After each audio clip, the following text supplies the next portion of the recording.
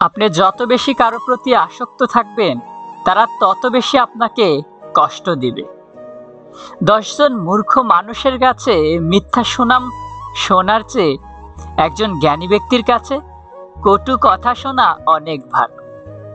ঠকে যাওয়া মানুষটাই জানে বিশ্বাস করা পুনরায় কাউকে কতটা কঠিন। যদি তোমার রাস্তা সঠিক হয়, তবে সফলতা নিশ্চয় পাবে। কাউকে এমন ভাবে কষ্ট দিও না যাতে সে খাবার খেতে বসে তোমার দেওয়া কষ্টের কথা মনে করে খাবারের উপর চোখের জল ফেলে। আঘাত ভোলা সহজ, কিন্তু অপমান ভোলা সহজ নয়। পৃথিবীতে কিছু লোক বেঁচে থাকে, আর বেশিরভাগ বেঁচে থাকার চেষ্টা করে। সম্পর্কে স্বাধীনতা থাকলে মিথ্যা বলার প্রয়োজন পড়ে না। যে মানুষটা ভালো রাখতে পারে, সে মানুষটা সব থেকে বেশি কষ্টও দিয়ে যেতে পারে।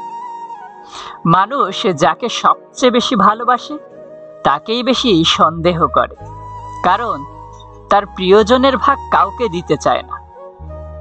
মানুষ বড়ই আজব প্রাণী। ডুবে গেলে জলকে দোষ দেয়, উঝট পেলে পাথরকে দোষ দেয়, কর্মের দোষ ভাগ্যকে দেয়, কিন্তু নিজের ভুলটা কোনোদিন দেখতে পায় না।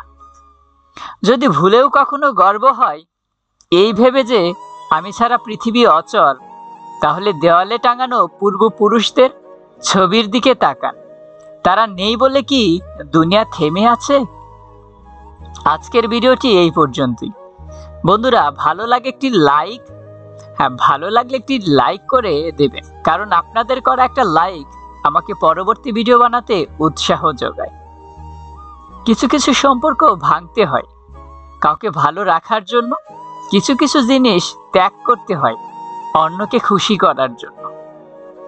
কারো সাথে একবার দূরত্ব বেড়ে গেলেই সমস্যা মানুষটার সাথে আর আগের মতো হওয়া যায় না।